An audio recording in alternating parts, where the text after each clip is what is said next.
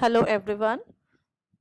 Today I am going to discuss a numerical on fuels and combustion. The question reads, determine the percentage of excess air supplied to a boiler for burning the coal having following composition on mass basis. So carbon is 0.82, hydrogen is 0.05, oxygen is 0.08, nitrogen is 0.03, sulfur is 0.005 and moisture is 0.015. This is as per the composition of 1 kg of fuel. Now, it is also given that the volumetric analysis of the dry flue gases is as follows: CO2 10%, CO 1%, N2 82%, and oxygen is 7%. So, in this question, we have to determine the percentage of excess air supplied.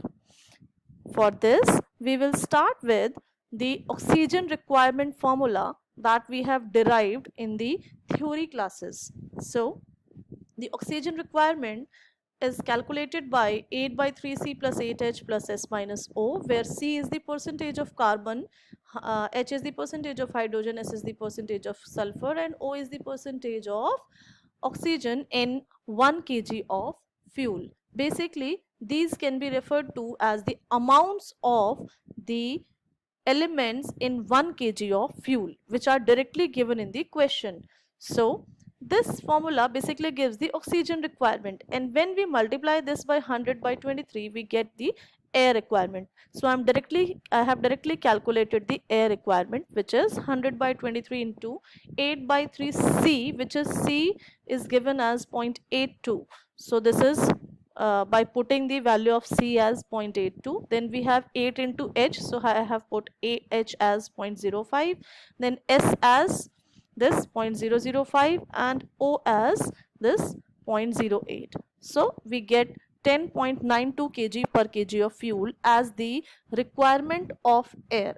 This requirement of air is calculated on the basis of complete combustion of each constituent of the fuel. So we can call it as the stoichiometric air requirement or the theoretical air requirement.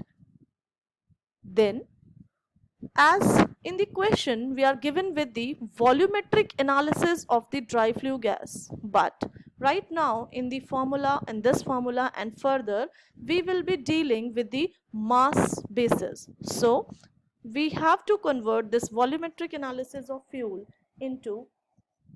gases into the mass analysis. For this, I have this table. So constituent with volume percent.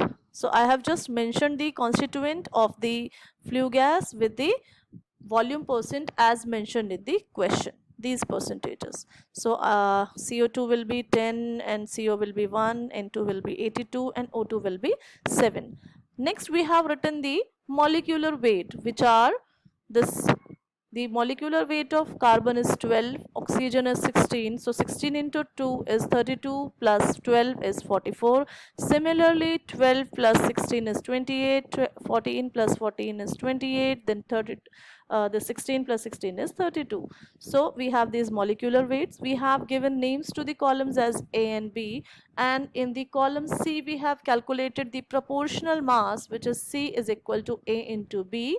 So we have multiplied 10 into 44 giving 440, 1 into 28, 28, 82 into 28, 2296, and 7 into 32 is 224.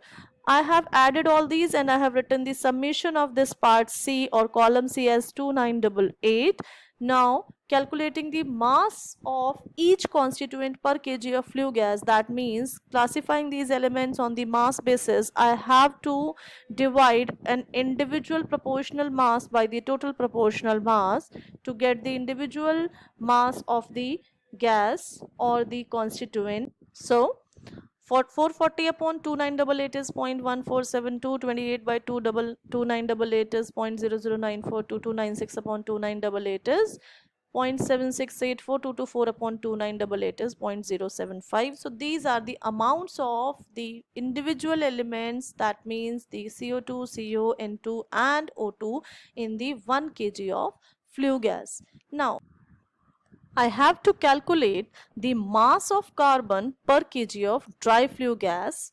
So for that, as I know that carbon will be there in the flue gas only in CO2 and CO, and there will be no carbon in N2 and O2. So for that I have done this calculation, which is the mass of carbon in CO2 and the mass of carbon in CO, and these masses are calculated per kg of dry flue gas. So in 1 kg of the CO2, I will have 12 upon 44 kg of the carbon, because out of this 44 molecular mass of the molecular weight of this CO2, 12 is carbon. So 1 kg of CO2 will have 12 upon 44 kg of carbon, and as I have 0.1472 kg of CO2 in 1 kg of flue gas, so the amount of carbon out of this 0.1472 CO2 will be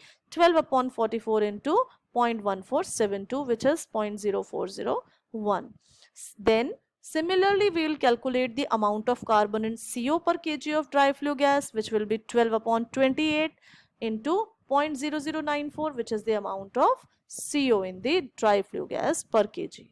So adding these two, I have put these values here and I have added this. So this becomes the amount of carbon available in 1 kg of dry flue gas. Now I have,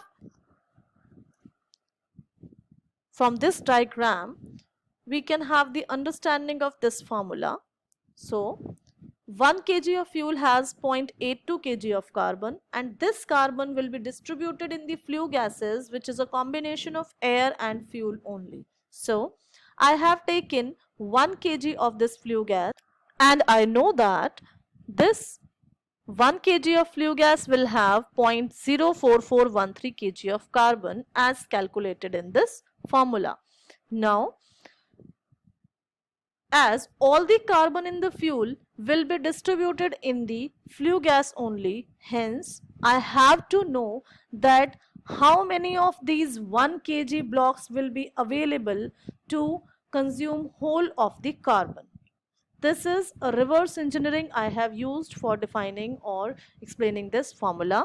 So I will divide this 0.82 kg by this 0.04413 kg so that I get the number of kgs of flue gases which will be formed. So it will be 0.82 upon 0.04413, which is 18.58 kg per kg of fuel. So I get that the mass of dry flue gases formed per kg of coal is 18.58. Now this is for calculating the mass of CO per kg of coal. So as I have seen that in 1 kg of flue gas, the CO is 0.0094. So in 18.5 kg 58 kg of flue gas, it will be 0.0094 into 18.58, which is 0.1747 kg. Now the oxygen in the dry flue gas, which is also known as excess oxygen, is given by the individual oxygen which is there in the 1 kg of flue gas multiplied by the total amount of flue gas. So it is 18.58 into 0.075. This is similar to as we have calculated CO. So now in this question there is a very important thing which is to be understood, and that is in the flue gases we are getting CO. However, we have obtained or we are obtaining the oxygen in the dry flue gas. That means the excess of the air is supplied, which is revealed by this oxygen present in the flue gas, and insufficient or incomplete burning is shown by the availability of CO in the flue gas. So there is incomplete combustion also, and there is excess oxygen also. That means in spite of having the excess air or sufficient air or more than sufficient air for burning, some of the carbon could not be converted into CO2 and it got converted into CO instead. So for calculating the oxygen which is not used due to the incomplete combustion of carbon into CO. Instead of CO2, we have to calculate using this particular calculation, which is, we have written the equation for conversion of CO into CO2, and it is CO plus O2 is equal to CO2, and balancing this I get this equation. So from this I have 56 kg of CO will combine with 32 kg of oxygen to give 88 kg of CO2, and I can divide all this by 56, so I'll get 1 kg of CO will need 4.7 kg of oxygen to form 11 by 7 kg of CO2. Now, as we know that the amount of CO produced in this particular data is 0.1747 kg in the dry flue gas. This we have calculated here, that in the dry flue gas this much will be the amount of CO present. So this CO would have used 0.1747 into 4 by 7 kg of oxygen if it would have been a complete combustion. So this much of O2 would have been utilized if the complete combustion of fuel would have been occurred in this process. So we cannot count this O2 in the excess oxygen. Hence, I will find the final excess oxygen which is supplied by subtracting the amount of oxygen in the dry flue gas and minus this 0.000998, which is the amount of oxygen which is not utilized due to the incomplete combustion of carbon. So this is 1.2937 kg per kg of fuel, and hence this is the only oxygen which is available due to the excess air present in the combustion process. So excess air will be equal to into 100 by 23 for converting the oxygen into air, and hence I get 5.625 kg per kg of fuel as the excess air, and percentage excess air is calculated by dividing the excess air by the stoichiometric air, which we have calculated earlier as 10.92 into 100 for percentage, so we get 51.5% is the excess air percentage in the numerical which was asked in the question. So this was all about a numerical. I'll discuss another type of numerical in the next class. Thank you.